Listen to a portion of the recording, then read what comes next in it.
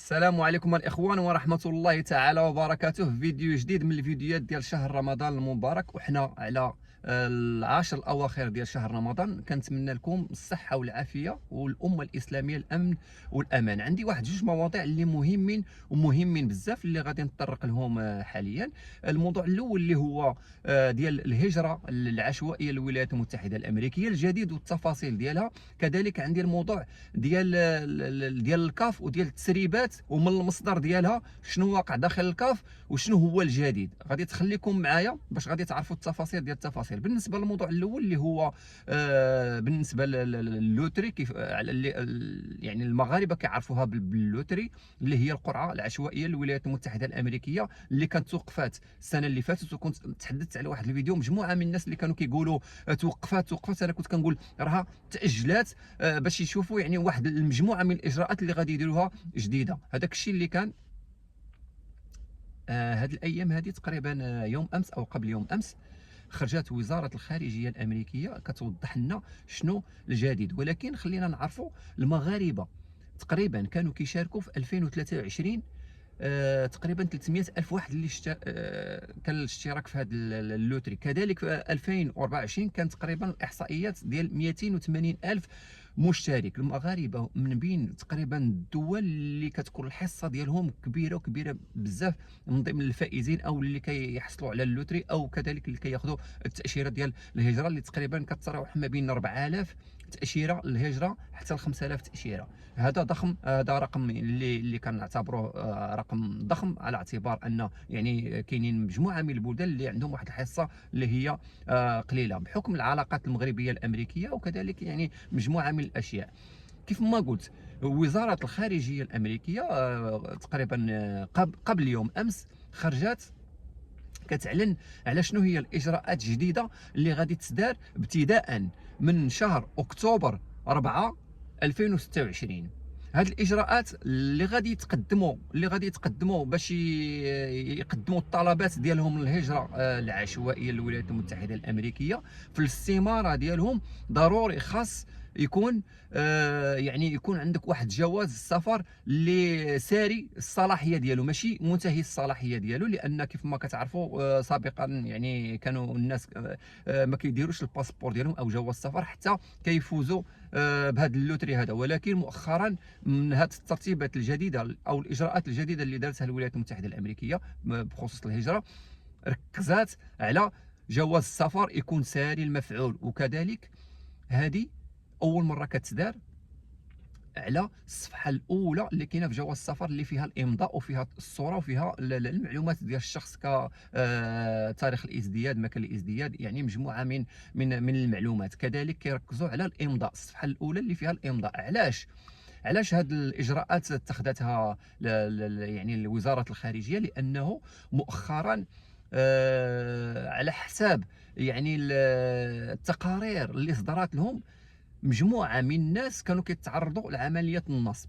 كانوا مجموعه ديال الهاكرز كانوا كياخذوا البيانات ديال الاشخاص، عفوا، وكانوا كياخذوا البيانات ديال الاشخاص وكيقدموا على طلب ديال اللوتري. كانوا كيفوزوا وكانوا كيتصلوا بهذوك الاشخاص الرئيسيين اصحاب المعلومات، وكانوا كيطلبوا منهم اموال باهظه الثمن. يعني شحال من الناس يعني اعترفوا بهذا الشيء اللي وقع، بانه راه تم النصب عليهم وتم النصب يعني على الناس اللي فازوا بهذا اللوتري.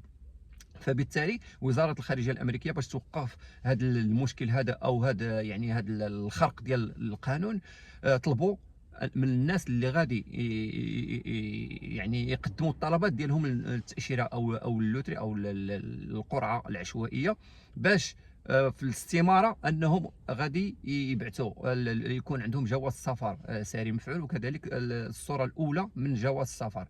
هكا غادي يقطعوا الطريق على المزورين. فبالتالي يعني ماشي شي اجراءات كبيره صراحه بالنسبه للمغاربه، لان معظم المغاربه اللي كيدفعوا القرعه عندهم جواز سفر ساري مفعول. فبالتالي ان شاء الله هذه الاجراءات هذه اجراءات يعني اللي هي بسيطه. فبالتالي غادي يتم الاعلان عليها يعني رسميا في شهر 4 وغادي يتم التطبيق ديالها في شهر 10 اللي غادي يتم يعني الرجوع كذلك للقرعه الامريكيه اللي كنتمناو حظ موفق للجميع المغاربه اللي ناويين ان شاء الله يقدموا على هذا طلب الهجره اللي هي اللوتري. يعني ما كانش شي اجراءات اللي هي كبيره بزاف، ولكن هذه الاجراءات يعني بساط في متناول الجميع. ان شاء الله كنتمنى لكم حظ موفق للجميع. بالنسبه للموضوع الثاني ديال الكاف، في واحد الورطه اللي هي ورطه كبيره وكبيره بزاف. خرجت تسريبات مؤخرا من طرف بعض الصحفيين اللي كتقول بانه الكاف عندها واحد الضغط وضغط كبير من الفيفا وكذلك من فوزي القجع نفسه، لانه قطع وسائل الاتصال مع موتسي بي، لانه لا يعقل ان المنتخب المغربي نزل عليه عقوبات، كذلك حاكمي والسيباري غرامات ماليه. فلا يعقل ان تنزل علينا غرامات ماليه وعقوبات، كذلك نفس المنتخب السنغالي، لانه هو اللي انسحب وما نزلتش عليه شي عقوبات اللي كان الجميع واللي كان الكل انه منتظرها. فبالتالي حاليا في هذه التسريبات تم اعاده الملف الى الواجهه، وهذه واحد يعني واحد السابقه في التاريخ ديال كره القدم. هذه التسريبات اللي جات من عند طرف صحفي مصري قريب من الدواليب ديال الكاف، واللي كيجيب الاخبار اللي موثوقه اللي تحدث. انا غادي نقول لكم شنو قال تقريبا بالضبط. بالنسبه للكاف قررت اعاده فتح ملف نهائي كاس افريقيا 2025 بين المغرب والسنغال في خطوه قد تعيد القضيه الى نقطه الصفر، وتعيد النظر في بعض القرارات التأديبيه التي صدرت سابقا. انني قلت لكم في واحد الفيديو، هذه تقريبا على ما اعتقد واحد الشهر، قلت بانه the biggest surprise it's coming، وراه حتى واحد ما صدقني. وبعض الاخوان كانوا سولوني قالوا لي شنو هي المفاجاه، والمفاجاه راها جايه في الطريق وغادي تشوفوا. بحسب ما اورده الصحفي المصري محمد سعيد، الاسم ديالو محمد سعيد، معروف بقربه من دوائر القرار داخل الكاف، فان اللجنه طلبت اعاده دراسه الملف بالكامل بما في ذلك المعطيات القانونيه المرتبطه بمجريات المباراه وما اعقبها من عقوبات كما جرى توجيه طلب رسمي الجامعه الكاف اتصلت على الجامعه، قالوا لهم اسمعوا، طلب رسمي للجامعه الملكيه المغربيه لكره القدم لتقديم معطيات وادله قانونيه اضافيه. قالوا لهم ان عندكم شي ادله اضافيه تفيدونا بها في هذا المشكل ديال المغرب والسنغال.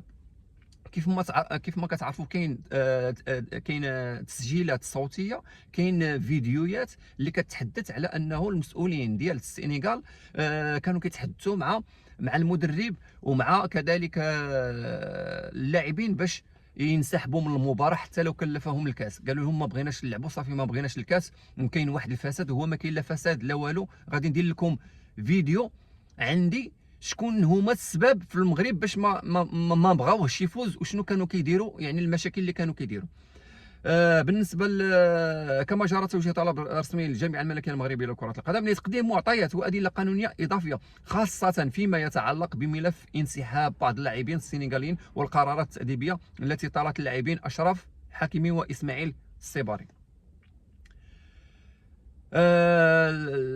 التطور الاكثر حساسيه في هذا الملف يتمثل ايضا في فتح تحقيق داخلي حول اداء طاقم التحكيم الذي أدار تلك المباراة، وهو ما قد يعيد طرح العديد من الأسئلة حول القرارات التي أثارت جدلا واسعا بعد النهائي. الفيفا نازله بالثقل ديالها على الكاف، لان هذاك الشيء اللي حضروه وشافوه، كذلك مجموعه من الشخصيات الكبيره اللي يعني شاهدوا المباراه، وكذلك الاعضاء التنفيذيين داخل الكاف، وكاين رؤساء ديال الاتحادات الافريقيه اللي ما عجبهمش بتاتا هذاك الشيء اللي وقع في النهار ديال الماتش، ما عجبهمش كذلك حتى العقوبات اللي نزلت على المغرب وكذلك اللي نزلت على السنغال.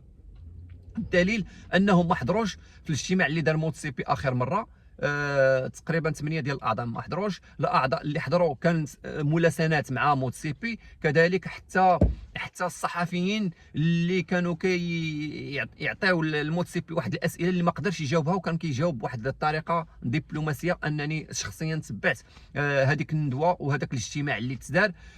صراحه يعني كانت واحد مهزله كبيره في تاريخ كره القدم الافريقيه، بعد المهزله ديال النهائي ما بين المنتخب المغربي والمنتخب السنغالي. ان شاء الله في الايام القليله المقبله غادي نشوف واحد التطورات كبيره اللي الشارع الكروي المغربي ما غاديش يستوعبها. غادي تكون واحد النتائج ان شاء الله اللي هي طيبه على الجامعه الملكيه المغربيه لكره القدم. غادي ندير لكم فيديو اخر، ما بغيتش نطول في هذا الفيديو، على شكون هما السبب ديال المنتخب المغربي باش ما يفوش بكاس افريقيا، وشنو الاساليب اللي كانوا كيديروا باش ما يديش هذا الكاس هذا. ان شاء الله خليكم معايا ان شاء الله حتى الفيديو القادم، وغادي نقول لكم ديال ادق التفاصيل. كنتمنى لكم ان شاء الله هذا الفيديو ينال الاعجاب ديالكم. بالنسبه للموضوع الاول على الهجره العشوائيه، يعني اللي خبر صار للجميع، وكذلك التسريبات ان شاء الله اللي غادي تشوفوا اخبار جيده في القادم العاجل.